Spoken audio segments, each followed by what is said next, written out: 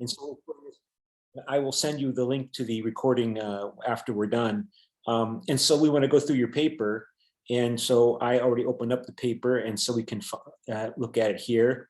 And one of my tasks is to help the students polish their English. So your English is excellent, but I can always help you make it even more better than it already is by using my good fortune of being a native speaker, right? So, but at the same time, I know that if I want to help you work on your English, you have to feel like it's your work, not me telling you how it should be. You should think about it and choose how you want to write something in English. So typically what I do when I make a suggestion about how to modify or change something, I offer alternatives, and you can choose one of them and use that, or you can not use either. You can do whatever you want, but I'm just telling you how you might want to phrase something, and you can think about it and choose how you want to fix it. So let's go through your paper here, and you say you can see the paper, I assume. Unlike women and Black people from the 1950s, yeah, something I missed something there. What goes there? Something is missing that should go there. A word. What word? Any guess? Right here? I don't know. The 1950s. Most of the white males in America who lived in what goes here? Who lived in the... Hey, all right, the 1950s would agree that. What goes here? Would agree that the 1950s. All right, were or had been. So because 1950s is plural, so this, because we're talking about more than 1 year, we're talking multiple. So I suggest, you might want to say were or had been. Either one's okay. Which one do you prefer? I prefer were. Were, okay. So I'll let you clean that up. So I won't just cut it out, because I want you to play with it so you think about it some more. Were the good old days. Okay, so now I write here, any claim that you make, or I make, because I have to write papers too, any claim that the writer makes should be supported with evidence in the form of a scholarly source citation. So this claim is very vague in general, and which means it's probably not true. So, you say most males. I don't know, maybe, I'm sure some males do, but I don't know if most males do. So you should be able to find some evidence. Maybe you can find it in the Zinn textbook. Of course, you have to use and cite information from at least 3 different chapters, from chapters 15 through 26. I think those are the chapters that we covered the second half of the semester. If I open up the final exam assignment again, if I can find that really fast here, where it says, just to be clear about that final exam, and it says 13 through 25. 13 through 25 are the so there you see 13 through 25 here, and but back to your paper. I think you can make it. Let me go back and share that again. Go back to share screen.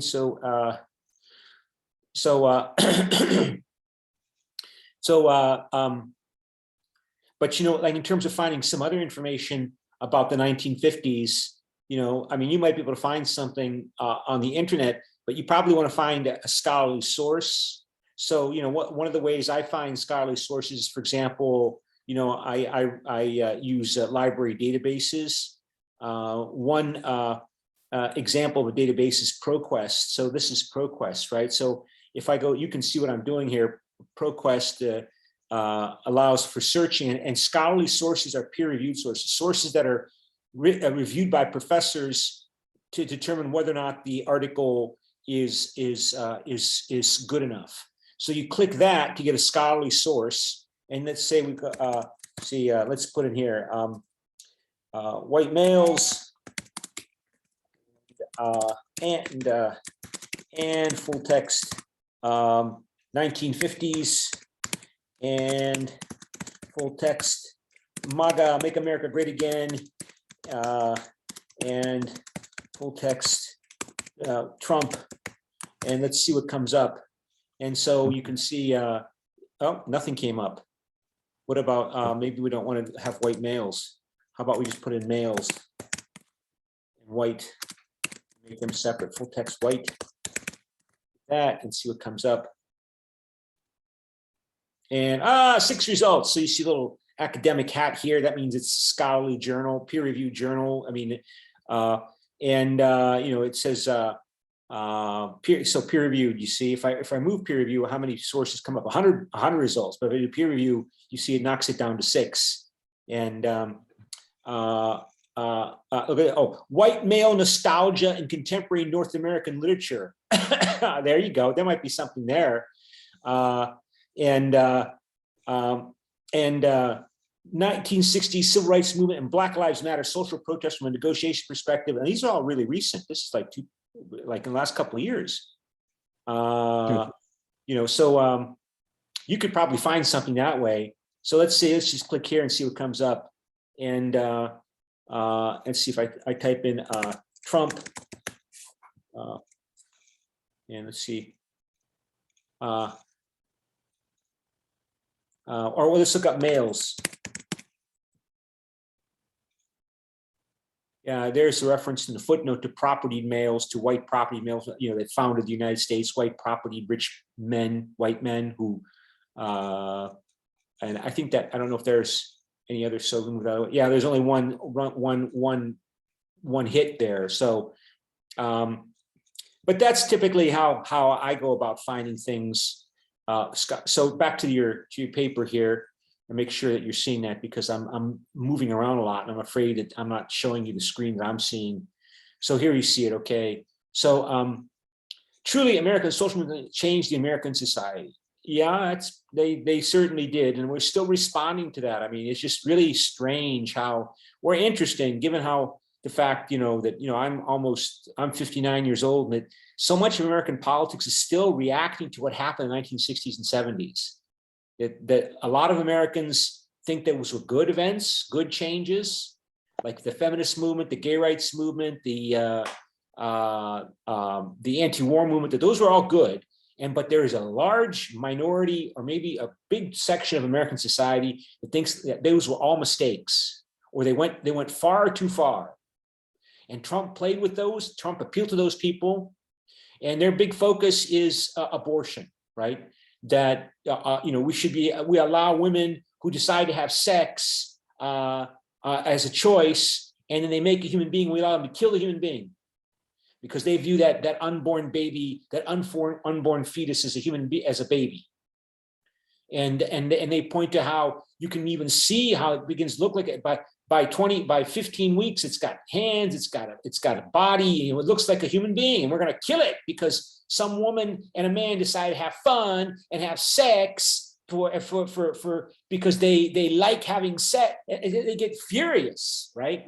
And that's where we're at right now. I mean, the Supreme Court of the United States that now has 3 people on it that Donald Trump nominated, are going to rule in 6 months as to whether or not American abortion laws have to be seriously reduced, seriously reformed, or maybe even overturned, to allow the situation back in 1973, when each American state could decide whether or not it wanted to make abortion legal or illegal. So amidst the Civil War, you know, I suggest that which do you prefer? Amidst the American Civil War. So I'll just let you decide what you want to do and clean it up. So amidst the Civil War, the American Civil War, President Abraham Lincoln issued the Emancipation Proclamation on January 1863, and 2 years later, slavery was abolished. However, Black people were regarded as inferior citizens, or second-class citizens.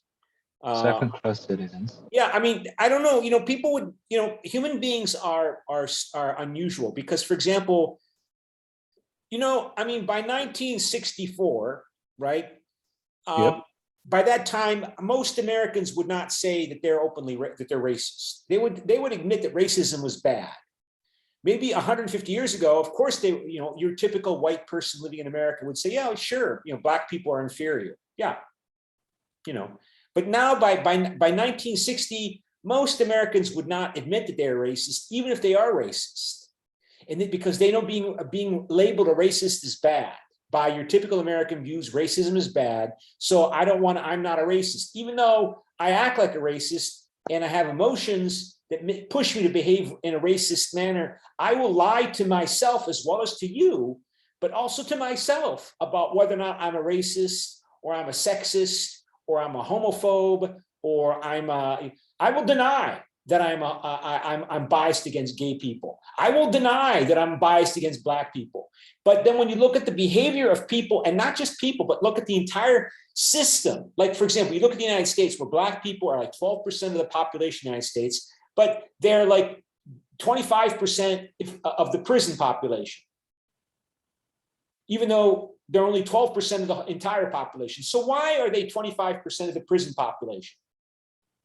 Is it because they're born with a DNA in their genes that makes them more prone to be criminals? Well, that's what Adolf Hitler argued. Yeah, they have a genetic predisposition to be evil. But if you don't adopt that position, if you don't believe it's something in the DNA of African heritage people, if you don't, then you have to say, well, society makes people that way. There's something going on in American society that's at a structural, systemic level of functioning that produces a situation where the percent of the population in American prisons is double, of black people is double their percent of the population of the overall population of America.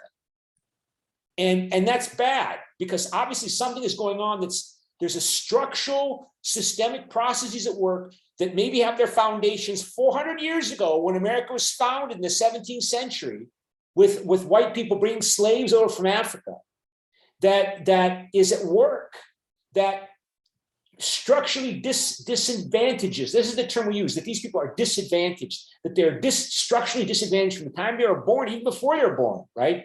Because they're born to poor parents who don't have any money, who don't have good diet, are not in good health. Their parents live in polluted environment because they're poor, and so people live in poor areas because the land is cheap, and the houses are cheap because there's lots of pollution from oil, petrochemical refinery right next door, or some mine that pollutes the air and the water. So that fetus is disadvantaged even before they're born, because they're made sick by pollution before they're even born. And then they're born, and they have and that goes on and on and on. And so, but when you start talking in those terms, which is what the Black Lives Matter people talk about today, and what people who attack racism in America talk about today, they talk about structural racism. They talk about critical race theory, talk about structural racism when they talk about structural racism, structural white supremacy. But typically, and most typically, white people do not like hearing that, because they deny that I'm a racist. They deny that I never did anything bad to black people. I never refused to do something for a black person because they're black. I never did anything racist. But they don't want to hear about how the society that they live in is somehow structurally disadvantages black people, because typically that requires remedial government intervention in society to change it. And we haven't really talked about it in class too much, but one of the most controversial sources of anger in politics in America is so-called affirmative action. Affirmative action policies were adopted beginning in the 1960s the government would affirmatively act, positively act, to break the cycle of systemic racism, systemic disadvantage by black, particularly focusing on black and brown, and then also on women people, and then later on gay people, so that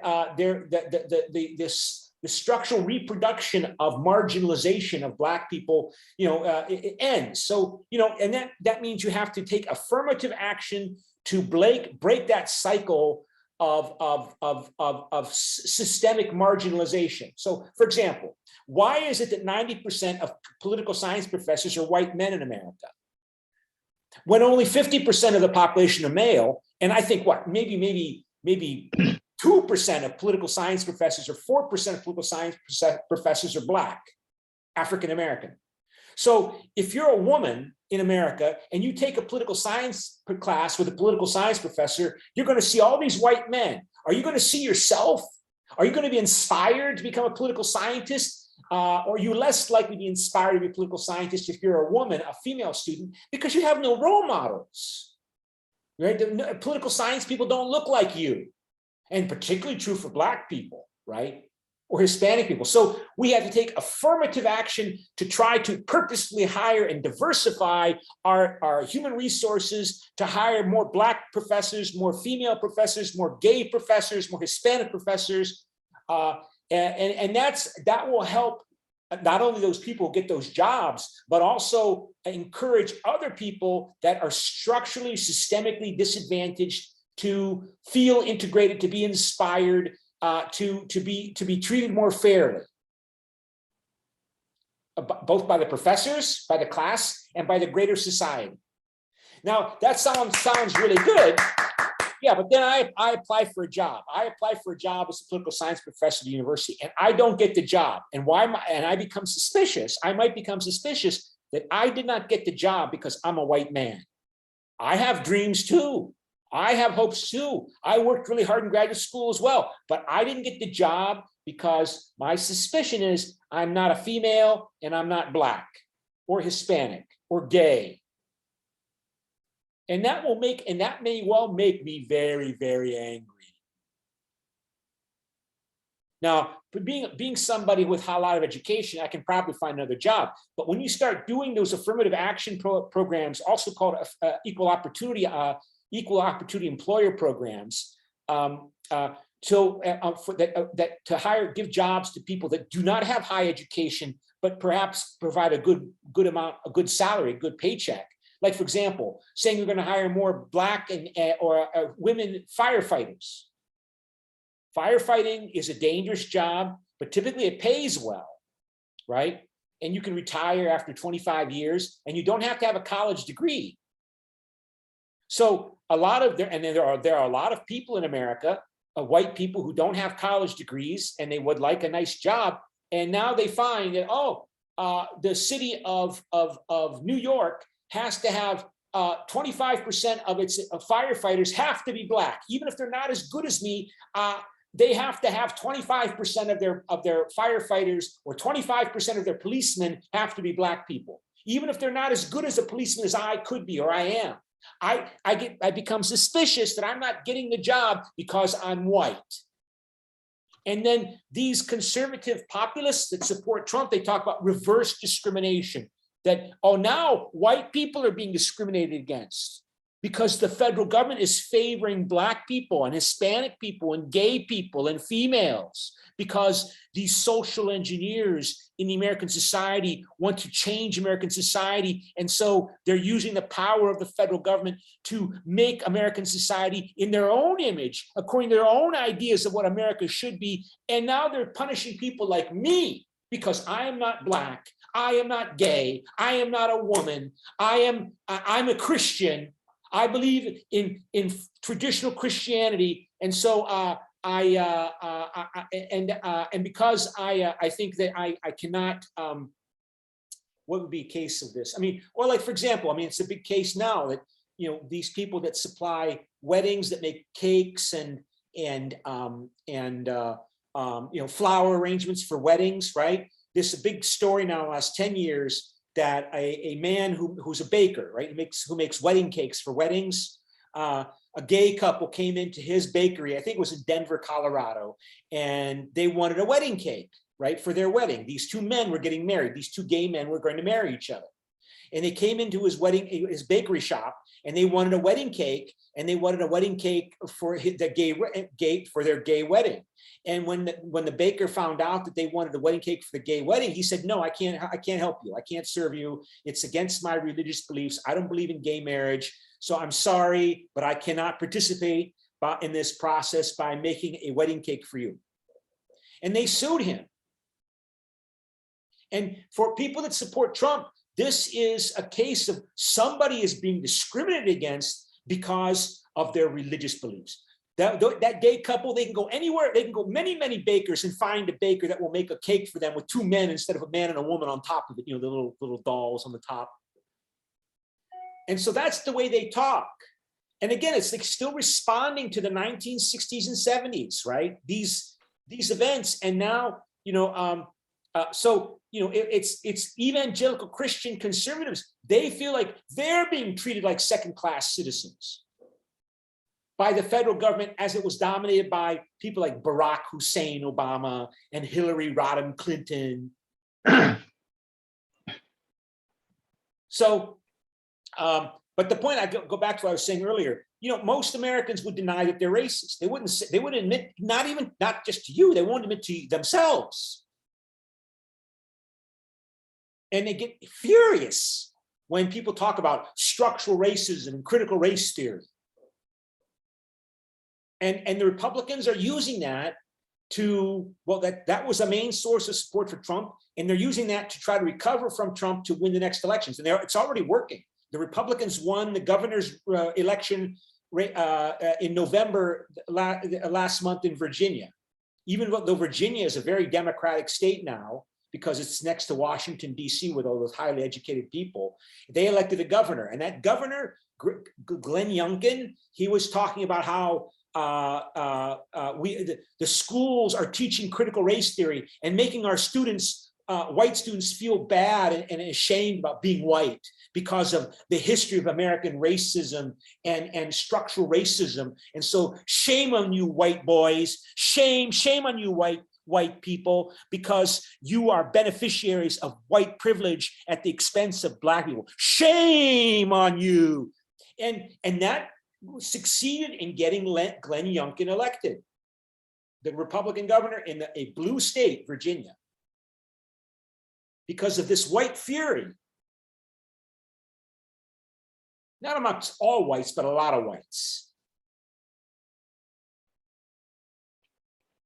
So, we have 10 minutes here. I just want to make sure. So again, I make these suggestions about how you want to, the main issue, of course, is that you got to make sure that you don't, if you copy any text from another source, you need to put it in quotation marks. So this is copied from the book.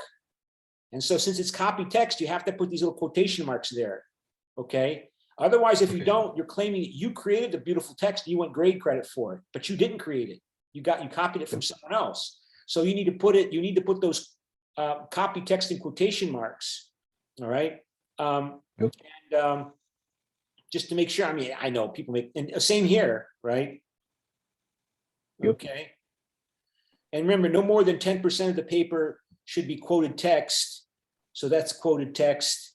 And yeah, and then some more quoted text here, right? And Yep. Okay. You put the source in. So that, yeah, I haven't been applying for jobs for a while, but like, for example, I can show you, if I go here to my files here, just to show you what my files look like, just so you can see, what's on my computer here. If I go to my files here and I look under job vacancies and I look at, let me see, affirmative action form. So yeah, it's called affirmative action form. And, for the longest time, when I would apply for a job, I would be asked to fill out this, now they started calling it a voluntary self-identification.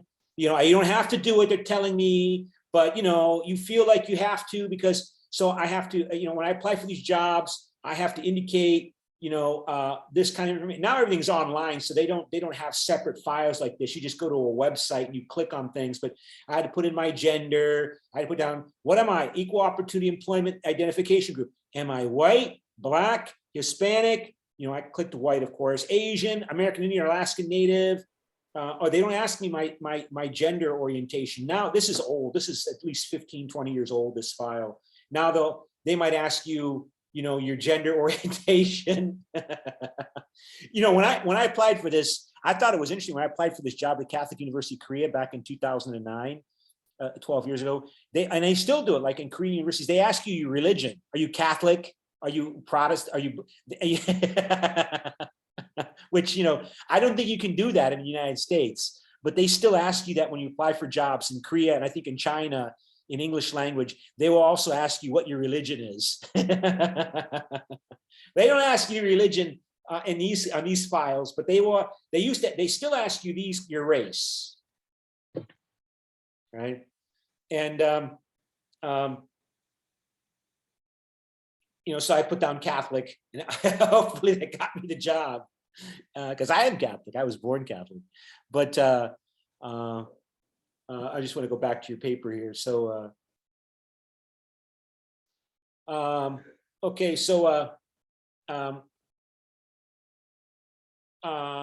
okay, so however, Black people were regarded as so yeah, I mean, the Black people might regard themselves that, yes, you know what, we're second-class citizens, but your typical white person really didn't think about it and wouldn't probably admit it, that it was true, that Black people were second-class citizens, which is one of the reasons why people engage in social movements. Social organization, social protest is to raise consciousness and raise awareness of these issues.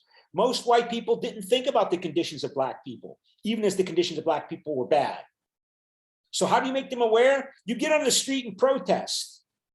And and sometimes those protests become disorderly. They throw stones, they break windows, they fight with the police, they burn things down. Oh, something's wrong. Oh, what are these people saying? Oh, I don't agree with them, but at least now I'm thinking about what they're saying.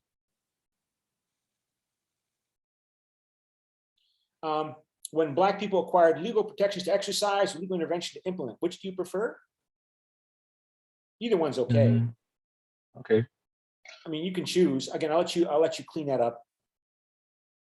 But this tendency of human beings for their brains to function to serve their motivations, including how their brains perceive the world around them, that's become more and more important to my thinking. More and more a focus of my thought these days, because I just see it it's just something in human beings' DNA that the way they understand the world is so strongly influenced by what is driving that person or that group of people, even if they're not aware of it, which they're typically not. And again, the first person to talk about these deep drives motivating the way people think and the way people behave, which they don't understand and they don't know, was Sigmund Freud. That's that guy Sigmund Freud from the turn of the century, when he talked about, he was the one that gave us the term subconscious. What's going on below people's awareness that's driving their thinking and driving their behavior that they themselves do not understand. And then, you see it. I mean, I think we're seeing a lot more these days, partly because the world is changing a lot faster. With the Cold War ended 30 years ago, and then the Americans got involved in these wars, and the recession and the pandemic hit. And now the world is changing so quickly that you're seeing all of this human behavior that shows how people, they like to form in-groups. If you're going to form an in-group, we're in an in-group, you and I, we're together, then there's got to be an out-group, and the out-group is bad. It doesn't matter what, if you're going to form an in-group, and human beings like to form in-groups because in-groups are useful, you have to have an out-group. And the in-group is good, and the out-group is not so good. And people form different kinds of in-groups: family, nation, employer, sports team they like. We do it all of the time. We're looking for in-groups. And if we build a society or my identity on that in-group, it's very difficult for me to change that, because I've invested my money, my self-esteem, my understanding of the world has become part of my habit way of understanding and behaving and acting in this world. And to change that, it's infuriating. Like, what do you mean there's white supremacy? I can't even make enough money to buy new shoes. You tell me I got white privilege? How can I have white privilege? I'm so poor I can't buy new shoes. Where's the white privilege for me, a white person, a poor white person in America? Where's my white privilege that these black people are talking about all the time? Ah!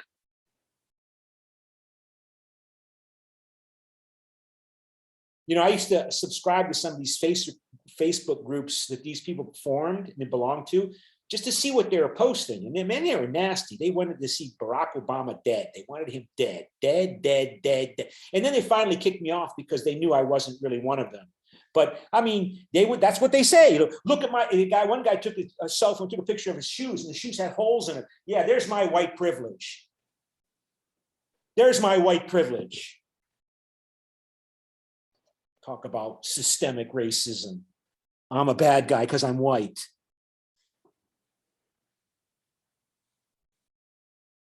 Okay, and so, in terms of, because we're going to wrap up here. So again, avoid general blunt statements because they're always incorrect. If you make a general blunt statement, like for example, you right here, the only thing that workers can do was keeping on their toes. Workers could not move from their own workplace or risk being fired. Workers were controlled by fear of losing their. So, be careful about making statements that apply to everybody because nothing is ever true for everybody.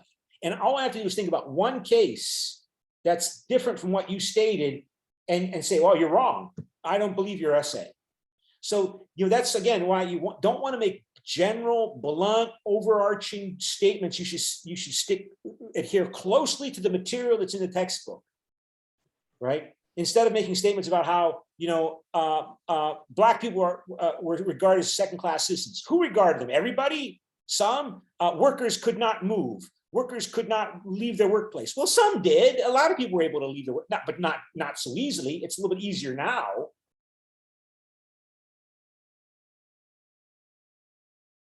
Okay. Do you have any questions? No, sir. Okay, so let me send this to you. Okay. And we'll go like that. So thank you again for. Okay, go like this, go like this. Go here, go up here, go here, here.